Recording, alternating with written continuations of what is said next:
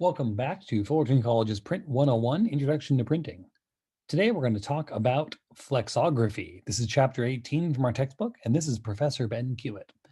Flexography, what is it? Because it is an extremely popular, extremely important printing process that actually shapes your everyday life, and yet nobody seems to have ever heard of it. In fact, if you type flexography into most computers, it will underline it and tell you that you've misspelled it because it is that specific, that industry jargon of a word that it's just not everywhere yet, although it should be. So, one of the interesting things, if you look at the history of manufacturing and the history of printing, printing is a manufacturing process and it's part of the industrial world we live in. And whenever a new thing gets invented in the world, there seems to be ramifications in printing. Near the mid to end 19th century, a new material was discovered and able to be used for things. This material is called rubber. On the left is a natural latex spile. Well, the spile is not natural, but they put these catcher drippers into the trees, and the latex rubber that comes out is actually tree sap from a special tree in South America.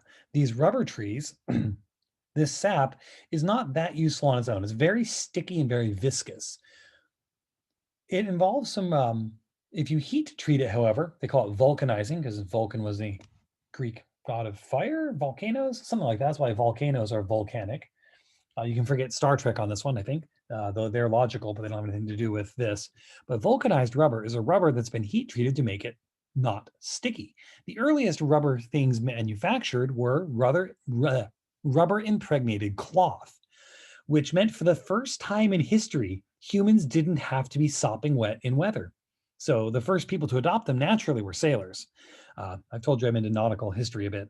So they would wear these coats and these overclothes and those big sou'wester hats you might think of when you think of fish sticks and fishermen, those big wide fisherman hats that are yellow rubber hats that go wide over your shoulders. That is cloth that's been soaked in rubber and then vulcanized to make it waterproof.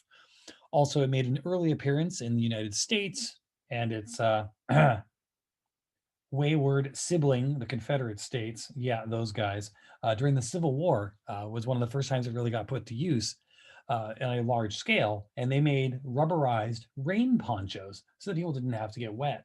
Prior to this, you could try to wax or add, pine tar and pitch to cloth to try and make yourself waterproof.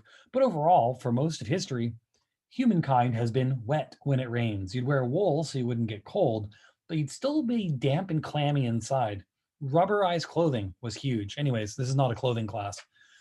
But after a while, they figured out how to make rubber a standalone material. And it was only a matter of time once you've made a new material and developed a new material and you've come up with a new process of making it, that it's going to be turned into a printing process somehow. So basically, if you make a letterpress letter out of rubber, you have flexo printing. It wasn't originally called, go back to this slide, it wasn't originally called flexographic printing. It used to be called aniline printing.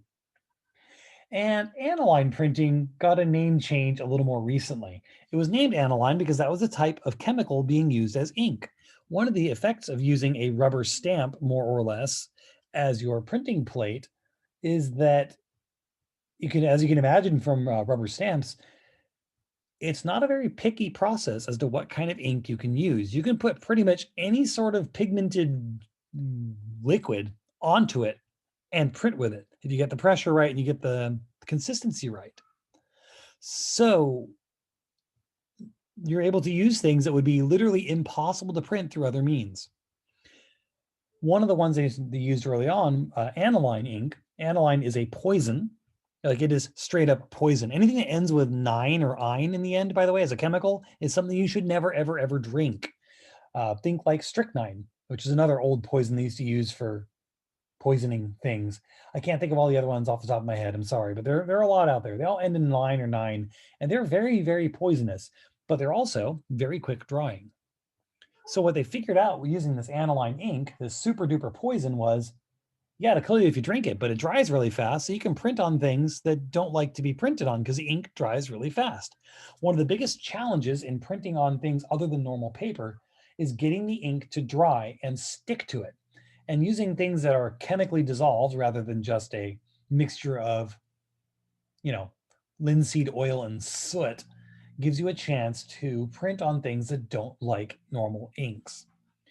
Now, one of the things that happened, and we'll get into this more later on, is they discovered that using these types of processes, you could print on plastics, and you could print on glass, you could print on wax papers and foils and things that we commonly use as food packaging.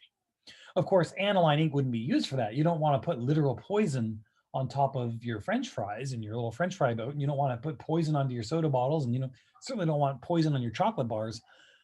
So they found ways of making it that's not toxic. They found ways of making it where it is a okay chemical to have near your food as opposed to a pure poison chemical.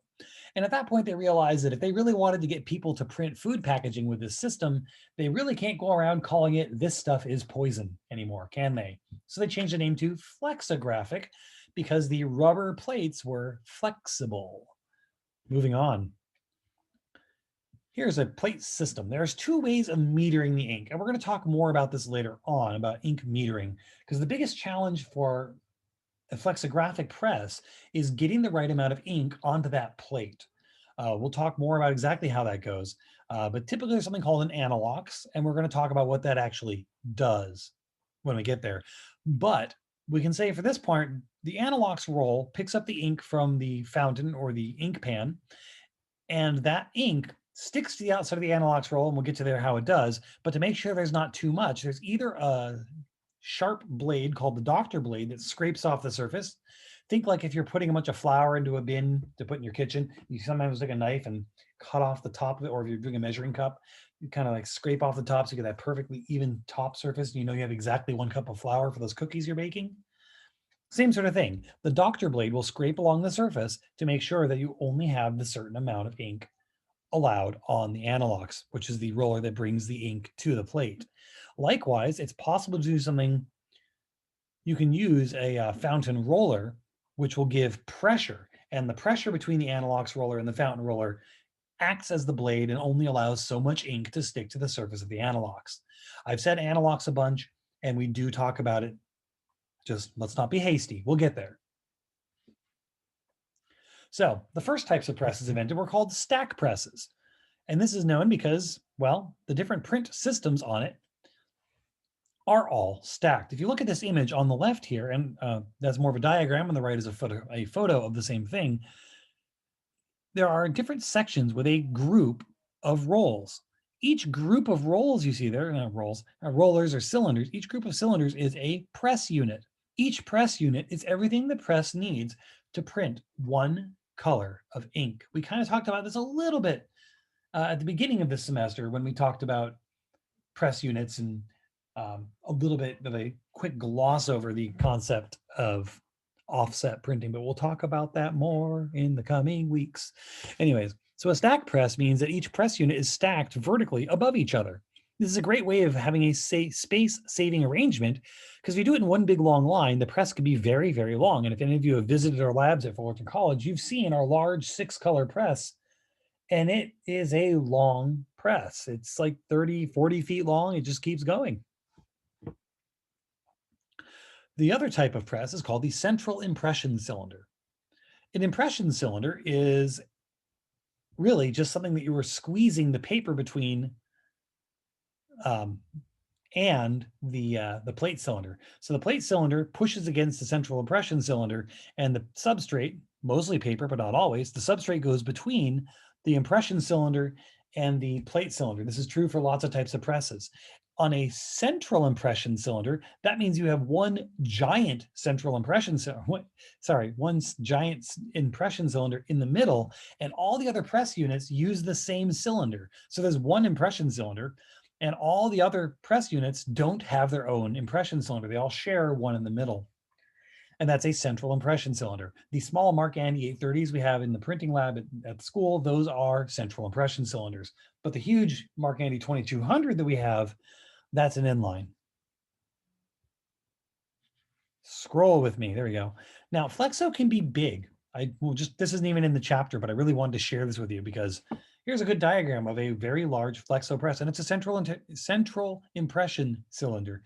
I almost talked about one of the alphabet in agencies out there. Whoops. Instead of talking about a press, central impression cylinder. It's huge. The impression cylinder is like 7 feet tall in this diagram. And some presses are gigantic. They'll fill an entire warehouse and print multiple feet wide on huge rolls of plastic or paper or metal or foil to produce, well, we'll talk about what they produce later.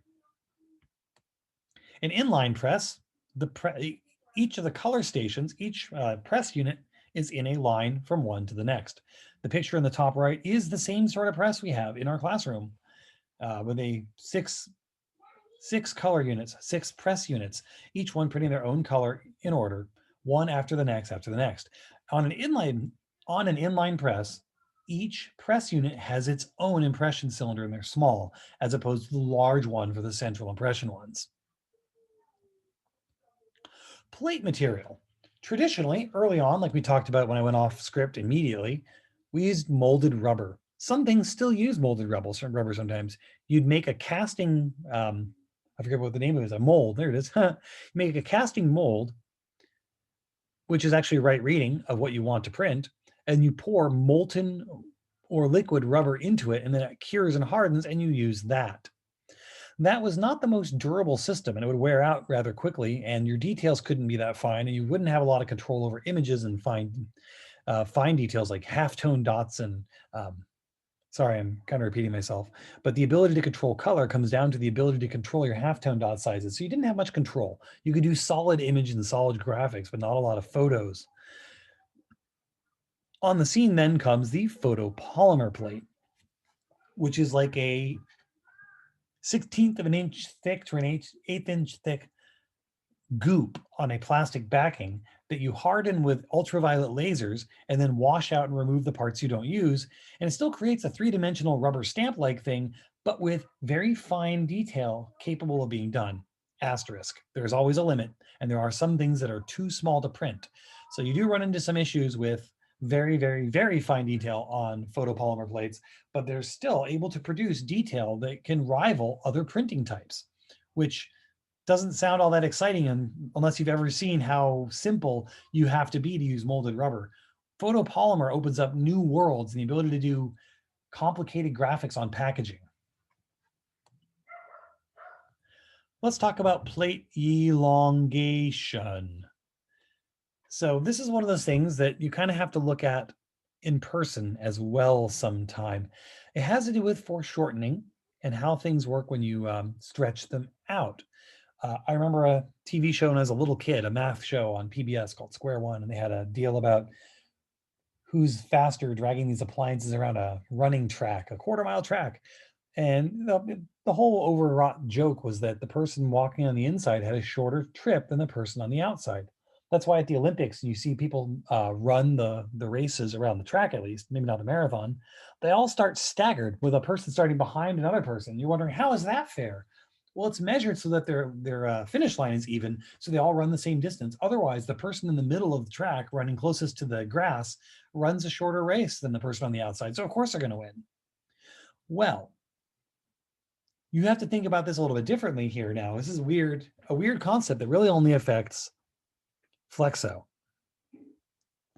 The plates themselves are 3-dimensional. Unlike something like offset lithography, where the plates are flat, or rotogravure, where the cylinders are etched into slightly just to hold the ink, but otherwise the surface is level, you have high parts and you have low parts. Just like in letterpress, you have raised text and raised images on a lowered background. Well, what happens is the backside of the plate that wraps around the cylinder travels a shorter distance around the cylinder than the outside that has the graphic does. So the outside, the outer circumference, is actually longer, bigger than the inside, which means your graphics stretch out as you go. Most easily seen on things like circles and photos of people, things that you know the proportions of quite well intuitively will look very wrong if you let the elongation happen. So you actually have to account for this, and there's some complicated math about it. and understanding, guess what, pi is involved.